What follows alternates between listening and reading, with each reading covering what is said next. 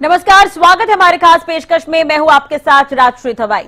हरियाणा में लोकसभा चुनाव के परिणामों में इनेलो और जेजेपी का बेहद ही शर्मनाक प्रदर्शन रहा।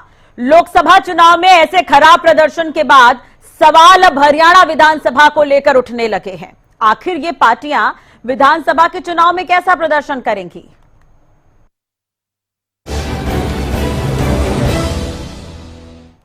हरियाणा में दो क्षेत्रीय दल इनेलो और जेजेपी दोनों का बेहद बुरा प्रदर्शन रहा। इनेलो के लिए जहां अपना चुनाव चिन्ह बचाना भी काफी मुश्किल हो चुका है, तो वहीं जेजेपी नेता तो माफी मांगते नजर आए। दोनों ही दलों के उम्मीदवार किसी भी सीट पर अपनी जमानत भी नहीं बचा पाए। इतना ही नहीं, चौटाला परिवार से एक उम्मीदवार बीजेपी के टिकट पर चुनाव लड़े, वो भी जीत हासिल नहीं कर पाए। ये रिपोर्ट आपको दिखाते हैं।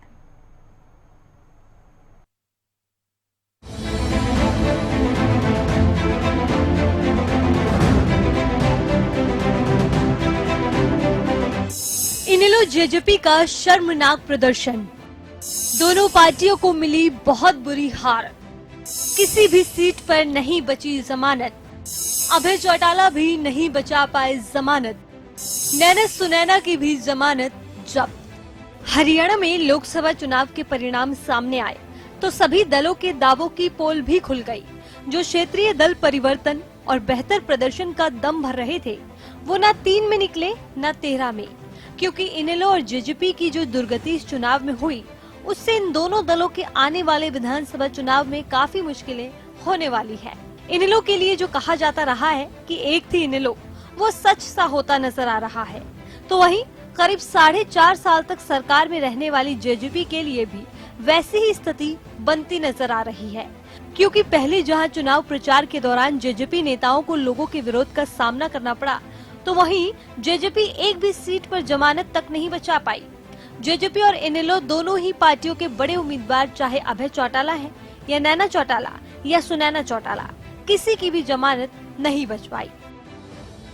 और जेजेपी नेता दुष्यंत चौटाला करीब 4.5 साल तक प्रदेश के डिप्टी सीएम रहे, लेकिन अब नौबत यहाँ तक आ गई है कि माफी मांग रहे हैं। पूर्व डिप्टी सीएम ने सोशल मीडिया पोस्ट में लिखा, एक तरफ मैं हिंदुस्तान के मतदाताओं पर गर्व करता हूँ कि उन्होंने हमेशा देश को, संविधान को, लोकतंत्र को मजबूत करने के लिए वोट किया है। दूसरी तरफ क्षमा प्रार्थी हूँ कि सरकार और सदन में रहते हुए हम आपकी अपेक्षाओं पर खरे नहीं उतरे। चौटाला परिवार से चुनावी मैदान में थे 4 उम्मीदवार। रणजीत सिंह भी नहीं जीत सके चुनाव। चौटाला परिवार से कुल मिलाकर अलग अलग दलों से 4 उम्मीदवार चुनावी मैदान में थे, चारों हार गए। रणजीत चौटाला बीजेपी की टिकट पर लड़े, हिसार में दूसरे स्थान पर रहे, लेकिन उनके अलावा जेजेपी से नैना चौटाला ने चुनाव लड़ा। इनेलो से सुनैना भी हिसार से ही चुनावी मैदान में थी। दोनों की जमानत जब्त हो गई। और वहीं इनेलो के कर्ता धर्ता और सीएम बनने का सपना सजाए बैठे अभय चौटाला कुरुक्षेत्र के रण को जीतने के साथ साथ प्रदेश में परिवर्तन की बात करते रह गए, अपनी जमानत तक नहीं बचा पाए। एक हुआ करती थी इनेलो, क्या इनेलो के बारे में अब यही कहा जाया करेगा? क्योंकि इस बार के लोकसभा चुनाव में इनेलो का जितना शर्मनाक परिणाम रहा है, उससे तो ऐसा ही लगता है जैसे मानो इनेलो अब इतिहास बनकर रह जाएगी। खुद अभय चौटाला भी अपनी जमानत नहीं बचा पाए। ये रिपोर्ट आपको दिखाते हैं।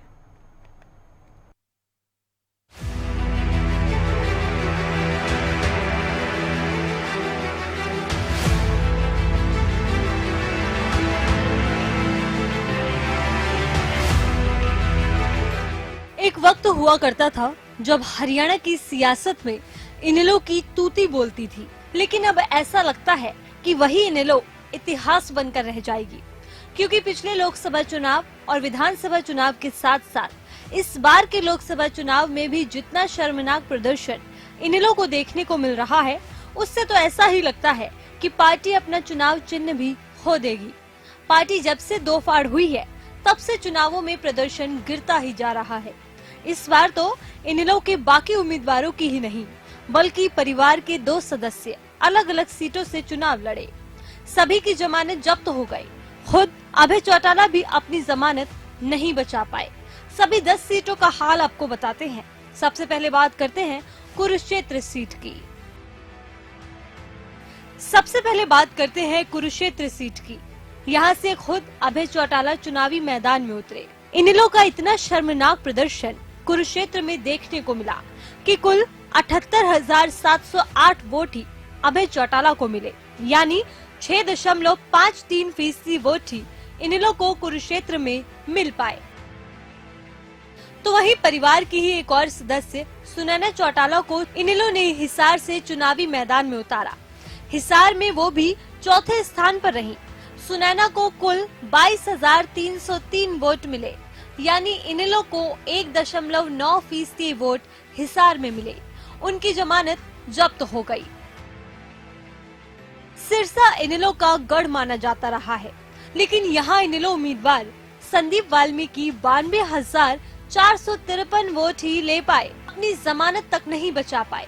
इनेलो को यहाँ मात्र 6.82% वोट ही मिले।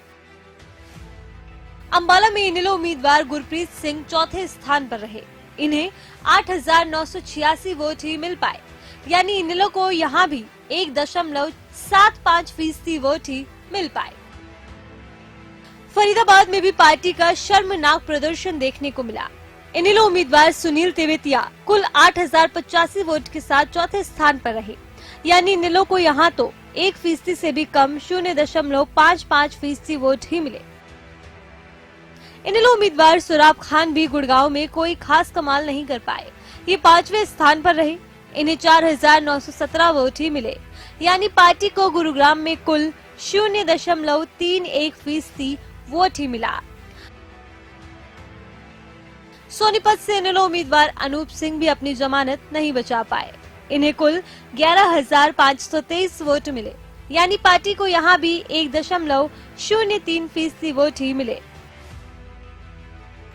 इस बार के लोकसभा चुनाव में पार्टी का प्रदर्शन बहुत ही बुरा रहा है, और ज्यादा बुरा इसलिए भी क्योंकि जब से इनेलो दो फाड़ हुई तब से अब तक किसी भी चुनाव में पार्टी का प्रदर्शन लगातार गिरता ही जा रहा है। सबसे पहले जींद उपचुनाव में पार्टी को बुरी हार मिली। फिर लोकसभा चुनाव 2019 में भी पार्टी उम्मीदवारों की जमानत जब्त हुई। विधानसभा चुनाव 2019 में भी सिर्फ एक सदस्य अभय चौटाला विधानसभा पहुंचे। हालांकि किसान आंदोलन के दौरान इस्तीफा देकर अभय चौटाला ने माहौल बनाने की कोशिश की। उपचुनाव में फिर से चुनाव जीते, लेकिन बहुत कम मार्जिन के साथ, और विधानसभा पहुंचे। लेकिन विधानसभा चुनाव में कोई फायदा नहीं हुआ। पार्टी को प्रदेश में सिर्फ 1.74% वोट ही मिल पाया, और अब पार्टी के चुनाव चिन्ह पर भी खतरा मंडरा रहा है। अगर ऐसा ही प्रदर्शन आगामी विधानसभा चुनाव में भी रहा तो फिर पार्टी का क्षेत्रीय स्तर की पार्टी होने का दर्जा और चुनाव चिन्ह भी पार्टी से छिन जाएगा। Bureau report, Haryana news.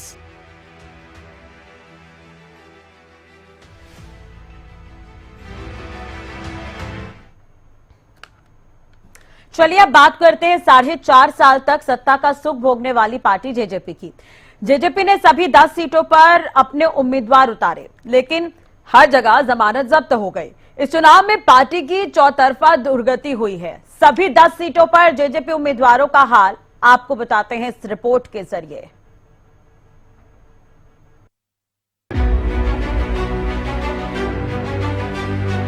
Lok Sabha चुनाव 2019 से पहले इनेलो में दो फाड़ हुई, तब बनी जेजेपी। लोकसभा चुनाव 2019 में सभी सीटें हारने के बाद दूसरे दलों से आए नेताओं के सहारे विधानसभा चुनाव में 10 सीटें जीती। प्रदेश सरकार में सहयोगी बनी, करीब 4.5 साल तक सत्ता का सुख भोगा, और अब फिर हुई लोकसभा चुनाव में असली अग्नि परीक्षा। तो हर सीट पर जमानत जब्त हो गई। चुनाव परिणाम में भी जगह जगह विरोध का सामना करना पड़ा। यहाँ तक कि हिसार सीट, जहाँ से दुष्यंत चौटाला खुद सांसद रह चुके हैं और पिछली बार दूसरे पर रहे, वहाँ से उनकी मां नैना चौटाला चुनावी मैदान में थी। उनकी भी जमानत नहीं बच पाई। हिसार सीट पर नैना चौटाला उम्मीदवारों में चौथे स्थान पर रही और मात्र 22,032 वोट ले पाई। यहाँ पार्टी को सिर्फ 1.88% वोट मिले। तो वहीं गुड़गांव जैसी हॉट सीट पर फाजिलपुरिया जैसे मशहूर कलाकार को चुनावी मैदान में उतारने का भी कोई फायदा जेजेपी को नहीं हुआ। फाजिलपुरिया को कुल 13,228 वोट मिले। गुड़गांव में जेजेपी को 1% से भी कम सिर्फ 0.83% ही वोट मिल पाया। भिवानी महेंद्रगढ़ की सीट पर भी जेजेपी बड़ी जीत का दम भर रही थी। यहाँ भी जेजेपी उम्मीदवार राव बहादुर सिंह तीसरे स्थान पर रहे और अपनी जमानत तक नहीं बचा पाए। राव बहादुर सिंह को 15,265 वोट मिले।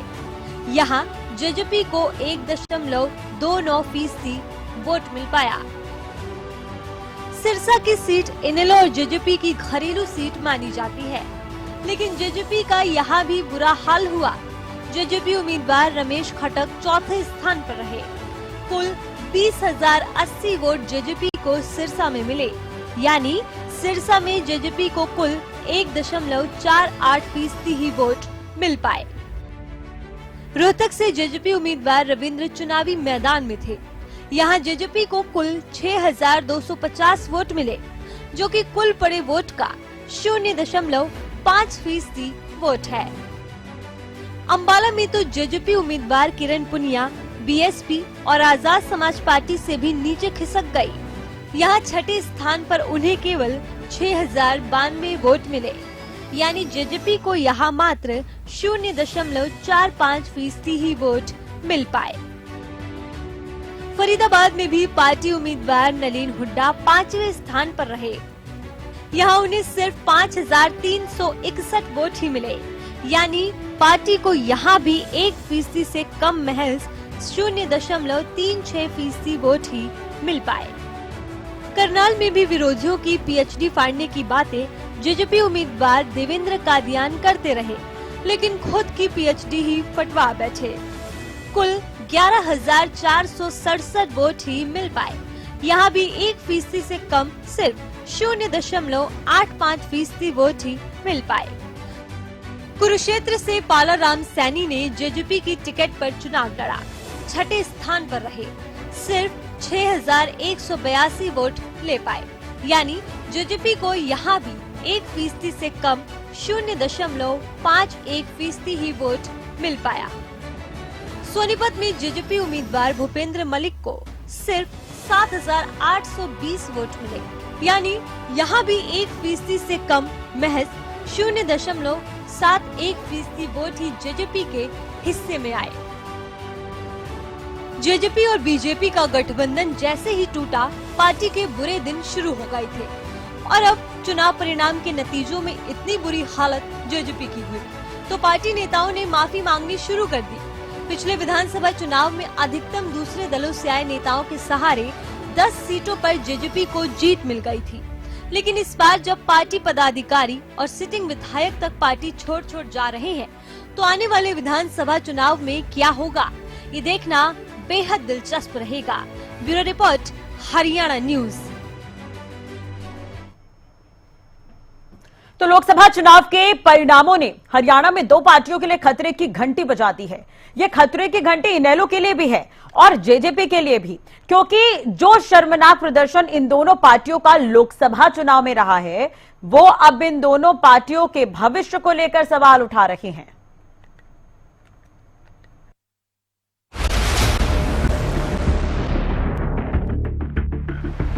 लोकसभा चुनाव के नतीजों ने सभी को चौंका कर रख दिया। ज्यादातर एग्जिट पोल एग्जैक्ट पोल के आसपास भी नजर नहीं आए। हरियाणा में भी कुछ ऐसा ही देखने को मिला। 2019 में हरियाणा की सभी 10 सीटों पर क्लीन स्वीप करने वाली भारतीय जनता पार्टी को 5 सीटों का नुकसान हुआ। ऐसे में इन नतीजों के बाद सवाल कई उठने लगे हैं। सबसे ज्यादा सवाल उठ रहे हैं तो उन दो पार्टियों को लेकर जो एक ही परिवार से टूटने के बाद अलग अलग हो गई। इनेलो से अलग होकर जननायक जनता पार्टी के नाम से अपनी नई पार्टी बनाने वाले दुष्यंत चौटाला के लिए ये चुनाव किसी बुरे सपने से कम साबित नहीं हुआ। 2019 में बीजेपी के साथ गठबंधन करने वाली जेजेपी हाल ही में गठबंधन टूटने के कारण अलग थलग हो गई। ऐसे में देश के सबसे बड़े चुनाव में हरियाणा की सभी 10 सीटों पर जेजेपी ने अपने उम्मीदवार उतार दिए। हालत जो हुई वो बयां करने लायक नहीं है। लोकसभा चुनाव में जेजेपी का बुरा हाल हुआ। सभी 10 उम्मीदवारों की जमानत जब्त हो गई। जेजेपी को 10 में से 7 सीटों पर 1% से भी कम वोट मिले। वहीं 10 में से 3 सीटों पर 2% से भी कम वोट मिले। कुछ ऐसा हाल रहा जननायक जनता पार्टी का। विधानसभा के नजरिए से तो ये बुरे संकेत हैं ही, लेकिन 10 में से कुछ ऐसे विधायक हैं जो इस चुनाव से पहले ही बागी तेवर अपना चुके थे, जिसका नुकसान अब भी हुआ और शायद आगे भी हो। बात चाहे रामकुमार गौतम की हो या नरवाना से विधायक रामनिवास सुरजेखेड़ा और बरवाला से विधायक जोगीराम सिहाग की हो। देवेंद्र बबली खुद लोकसभा चुनाव में कांग्रेस का समर्थन करते नजर आए। उधर हरियाणा की सत्ता के सिंहासन पर कभी काबिज रही इनेलो के हालात काफी लंबे समय से लेकर अब तक बद से बदतर होते ही नजर आ रहे हैं। भले ही इंडियन नेशनल लोकदल ने सभी 10 सीटों पर चुनाव न लड़ा हो और मात्र 7 सीटों पर ही उम्मीदवार उतारे हों, लेकिन इनका भी हाल जेजेपी से जुदा नहीं था। जमानत इनकी भी जब्त हुई। अभय चौटाला तक अपनी जमानत जब्त होने से बचा नहीं पाए। लोकसभा चुनाव में इनेलो चारों खाने चित हो गई। 10 में से 7 सीटों पर उतारे गए उम्मीदवारों की जमानत जब्त हो गई। अभय चौटाला तक अपनी जमानत नहीं बचा पाए। 7 सीटों में से 2 सीटों पर इनेलो को 7% से भी कम वोट मिले। वहीं 2 सीटों पर इनेलो को 2% से भी कम वोट मिले। इसके अलावा 3 सीटों पर 1% से भी कम वोट मिला। कभी दिल्ली के सिंहासन के दावेदार माने जाने वाले और देश के पूर्व उप प्रधानमंत्री स्वर्गीय देवीलाल के परिवार की दोनों ही पार्टियां लोकसभा चुनाव के नजरिए से अपना वजूद भी नहीं बचा पाई। ऐसे में ये नतीजे कई सवाल उठाते हैं, इनेलो के लिए भी और जेजेपी के लिए भी। सवाल ये है कि कुछ समय बाद होने वाले विधानसभा चुनाव में इन दोनों पार्टियों का होगा क्या? क्या देश के चुनाव में वजूद खो देने वाली ये दोनों पार्टियां प्रदेश में अपना वजूद बचा पाएंगी? ऐसे बहुत से सवालों के जवाब मिलेंगे, लेकिन समय के साथ ही। News desk, Haryana news. तो लोकसभा चुनाव के परिणाम सामने आए। इनेलो और जेजेपी का जो प्रदर्शन है वो बेहद शर्मनाक रहा है। इस पर चर्चा करेंगे। वरिष्ठ पत्रकार राजेंद्र जादौन जी हमारे साथ जुड़ गए हैं। राजेंद्र जी, आपको क्या लगता है इनेलो और जेजेपी के प्रदर्शन को देखकर, क्या वाकई ये कहना पड़ेगा कि एक हुआ करती थी इनेलो?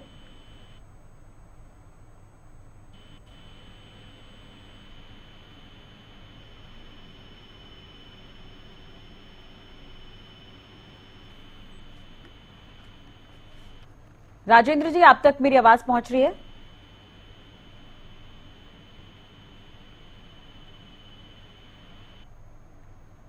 चलिए, शायद आवाज नहीं पहुंच पा रही है, दोबारा बातचीत करने की कोशिश करेंगे। तो वाकई इनेलो और जेजेपी का जिस तरह का प्रदर्शन देखने को मिला है, क्योंकि लोकसभा चुनाव के परिणाम सामने आए और बुरा हाल देखने को मिला है। कहीं ना कहीं 7 सीटों में से 3 सीटों पर 1% से भी कम वोट मिले हैं। लोकसभा चुनाव में जेजेपी का बुरा हाल हुआ और हरियाणा में 2 क्षेत्रीय दल हैं, इनेलो और जेजेपी, दोनों का बेहद ही बुरा प्रदर्शन रहा। इनेलो के लिए जहां अपना चुनाव चिन्ह बचाना भी काफी मुश्किल हो गया है, तो वहीं जेजेपी नेता माफी मांगते नजर आए। दुष्यंत चौटाला का एक पोस्ट सामने आया था। जब ये चुनाव प्रचार करने भी जा रहे थे तो कई तरह के विरोध का सामना इन्हें करना पड़ रहा था, लेकिन उसके बाद भी पार्टियां कहती हुई नजर आ रही थी कि जनता हमारे साथ है, कि जनता ने अपना जनादेश तो दे दिया, जिसमें स्थिति साफ हो गई है। अब दोनों ही दलों के उम्मीदवार किसी भी सीट पर अपनी जमानत भी नहीं बचा पाए, यानी कि जनता ने पूरी तरह से इन्हें नकार दिया है। और अगर हम बात करें चौटाला परिवार की, तो चौटाला परिवार से एक उम्मीदवार बीजेपी की टिकट पर चुनाव लड़ा, लेकिन वो भी जीत दर्ज नहीं करा पाए। तो दूसरी तरफ अगर हम देखें तो पहले इनेलो का एक वर्चस्व था हरियाणा में। अब ऐसे में सवाल ये उठ रहे हैं कि क्या वाकई अब ये कहना पड़ेगा कि एक हुआ करती थी इनेलो? अब इनेलो के बारे में क्या यही सोचा जाएगा? क्योंकि इस बार लोकसभा चुनाव में इनेलो का जितना शर्मनाक परिणाम हुआ है, उससे तो ऐसा ही लग रहा है कि अब ये पार्टी इतिहास बनकर रह जाएगी।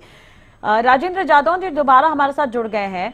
राजेंद्र जी, जिस तरह का प्रदर्शन इनेलो और जेजेपी का रहा है इस बार के लोकसभा चुनाव में, उसे लेकर आप क्या कुछ कहेंगे? क्या अब ये पार्टियां इतिहास बनकर रह जाएंगी या कमबैक करने के कोई चांसेस हैं इनके? देखिए, लोकसभा चुनाव में जो नतीजे आए हैं उसके अनुसार जो है ये 4.5 साल पावर में रही जेजेपी के मुकाबले इनेलो का वोट परसेंटेज बढ़ता हुआ दिखाई दिया है। हाँ। कई सीटों पर उन्होंने अच्छे वोट लिए हैं और जेजेपी उससे पीछे चली गई। तो ये थोड़ी ताज्जुब की बात है कि जो पार्टी पावर में रही और वो ये दावा भी करती है कि हमने जो है सत्ता में रहते हुए भारतीय जनता पार्टी के साथ सत्ता में जो भागीदारी की, उसमें रहते हुए लोगों के लिए और प्रदेश के लिए काफी काम किए हैं, विकास के काफी काम किए हैं। और जो है लोगों की काफी जो है मदद भी की है और विकास के कार्य भी खूब बढ़ चढ़ के किए। तो मुझे लगता है कि फिर ये पार्टी को उसका लाभ क्यों नहीं मिल रहा, या तो फिर इसमें यही है कि भारतीय जनता पार्टी को समर्थन देकर इन्होंने सरकार चलवाई और किसानों का मुद्दा जो छाया रहा, तो लोगों में शायद ये नाराजगी है कि ये भारतीय जनता पार्टी की सरकार बनवाने में सहायक रहे और उन्होंने जो है किसानों के साथ जो है कानून, ये तो नाराजगी प्रचार के समय भी देखने को मिल रही थी, लेकिन आप इनेलो और अगर हम जेजेपी की बात करें तो एक तरह से देखा जाए तो जनता ने इन्हें नकार ही दिया है कहीं ना कहीं। अभय चौटाला चुनाव मैदान में रहे, नैना चौटाला, सुनैना चौटाला, रंजीत चौटाला, तो ये कुछ खास कर नहीं पाए। हाँ, ये बहुत बड़ा प्रदर्शन तो नहीं कर पाए हैं, लेकिन बस यही है कि इनेलो की स्थिति में कुछ सुधार दिखाई देता है कि वो जेजेपी के मुकाबले उन्होंने कुछ अच्छे परसेंटेज में वोट लिए हैं। अब वो कुछ ही परसेंट है, 1-2% के बीच में ही है। तो अब ये स्थिति है, देखने लायक है कि आगे विधानसभा चुनाव में ये पार्टियां किस तरह से प्रदर्शन करती हैं। अभी तो एक बड़ा फैक्टर भी है कि लोकसभा चुनाव है और लोग लोकसभा चुनाव में राष्ट्रीय दलों को महत्व देते हैं, ताकि वो ये समझते हैं कि वो जिस पार्टी, राष्ट्रीय पार्टी की सरकार अगर केंद्र में बनती है तो कुछ विकास का फायदा मिल सकता है और उनकी समस्याओं में जो केंद्रीय, लेकिन जादौन जी, ये तो विधानसभा चुनाव, ये तो देखिए पिछले विधानसभा चुनाव में भी देखने को मिल गया था कि इनेलो की क्या दुर्गति हुई, एकमात्र सीट, तो ऐसे में तो उन्हें कहीं ना कहीं लूप होल भरने का टाइम तो मिला था काफी। लोकसभा चुनाव में तो स्थितियां कुछ अलग ही नजर आनी थी, लेकिन कुछ खास हुआ नहीं। अगर वोट परसेंटेज में भी सुधार आया है, लेकिन वो जनता के बीच तो जगह नहीं बना पा रहे हैं अपनी। हाँ ना, देखिए कि ये लोकसभा चुनाव है तो इसमें निश्चित तौर पर क्षेत्रीय दलों को इतना महत्व नहीं मिल पाता। फिर बाकी स्थिति ये पहले से ही वो काफी जो है एकदम जो है न्यून स्थिति में, जिसको कह सकते हैं कि निग्लिजिबल स्थिति में पहुंच गई थी। खासतौर से इनेलो तो विभाजन के बाद जब जननायक जनता पार्टी का गठन हुआ और वो उसमें इनेलो के तमाम कार्यकर्ता जेजेपी की तरफ चले गए, तो बहुत फर्क पड़ा, उससे वोट शेयर भी गिरा उनका और विधानसभा चुनाव में भी बहुत अच्छा प्रदर्शन नहीं कर पाए, सिर्फ एक ही सीट निकाल पाए और वोट परसेंटेज भी काफी गिर गया। तो अब ये है कि लोकसभा चुनाव में ये उम्मीद करते थे कि कुछ इंप्रूवमेंट होगा, तो मुझे लग रहा है कि अब तो जननायक जनता पार्टी ज्यादा पीछे जा रही है और इंडियन नेशनल लोकदल के वोट शेयर में कुछ थोड़ा सा इजाफा हुआ है। अब देखते हैं कि विधानसभा चुनाव में उनको क्या परिणाम मिलते हैं। वो हालांकि ये दावा कर रहे हैं कि हम जनता के बीच में रहेंगे, लोगों के लिए काम करते रहेंगे और पहले भी काफी काम किया है और किसानों के लिए काम किया है। तो वो अब वन मैन पार्टी होकर रह गई अभय सिंह चौटाला की। अब देखते हैं कि वो विधानसभा चुनाव में किस तरह से बढ़त लेते हैं, क्या प्रदर्शन कर पाते हैं। बाकी जेजेपी की स्थिति तो बहुत दयनीय होगी। जो पार्टी 4.5 साल प्रदेश की सत्ता में भागीदार रही, वो बहुत ही कमजोर और निग्लिजिबल प्रदर्शन कर पाई है कि कुछ ही 100 वोट कहीं सीटों पर मिल रहे हैं, तो अच्छी स्थिति नहीं है। चलिए, लेकिन राजेंद्र जी, आपने भी देखा होगा जब चुनाव प्रचार चल रहे थे तो जेजेपी को किस तरह से आम जनता ने ही नकार दिया था। फील्ड में जब वो चुनाव प्रचार करने पहुंच रहे थे तो उन्हें विरोध का सामना करना पड़ रहा था। तो कारण क्या कुछ है, क्यों इतनी नाराजगी हो सकती है जनता के बीच? देखिए, मुख्य मुद्दा तो कृषि कानूनों का ही है, क्योंकि भारतीय जनता पार्टी की केंद्र सरकार कृषि कानून लेकर आई। किसानों को बड़ा लंबा आंदोलन करना पड़ा, करीब 1 साल आंदोलन चला। दिल्ली के बॉर्डर पर, सीमाओं पर करीब 1 सवा साल धरना चला। फिर केंद्र सरकार ने समझौता किया। उस किसान आंदोलन के दौरान किसानों का जो आना जाना रहा दिल्ली बॉर्डर की तरफ, और उसके बाद भी अभी जब वो एमएसपी की गारंटी देकर कानून को के दायरे में, एमएसपी को कानून के दायरे में लाने का आश्वासन देकर जब किसान आंदोलन समाप्त करवाया और उसके लिए निर्धारित पीरियड निकल गया उस आश्वासन को पूरा करने का, तो किसानों ने फिर दिल्ली कूच किया। लेकिन हरियाणा सरकार ने बॉर्डर पर उनको रोका और काफी बल प्रयोग किया। तो किसानों में ताजा भी नाराजगी थी। और वो जो है पहले आंदोलन चलता रहा, वो 2021 तक जो आंदोलन चला उसको लेकर भी नाराजगी है। तो ये सब कारणों से, क्योंकि उस समय भारतीय जनता पार्टी की जो हरियाणा की सरकार है वो जेजेपी के समर्थन से ही चल रही थी, तो उसमें जो किसानों की नाराजगी है वो भारतीय जनता पार्टी और जेजेपी को समान रूप से झेलनी पड़ी। उस समय भी जब जी। ये पावर में थे। चलिए, और कहीं ना कहीं अब तो ये लोकसभा चुनाव में तो एक तरह से बेहद शर्मनाक ये प्रदर्शन रहा। अब तो बारी विधानसभा चुनाव की भी है, विधानसभा चुनाव भी आने हैं, लोकसभा चुनाव तो हो गए, परिणाम भी सामने आ गए। अब देखने वाली बात होगी कि इसमें क्या कुछ होता है। बहुत बहुत शुक्रिया जादौन जी हमारे साथ जुड़ने के लिए और बातचीत करने के लिए।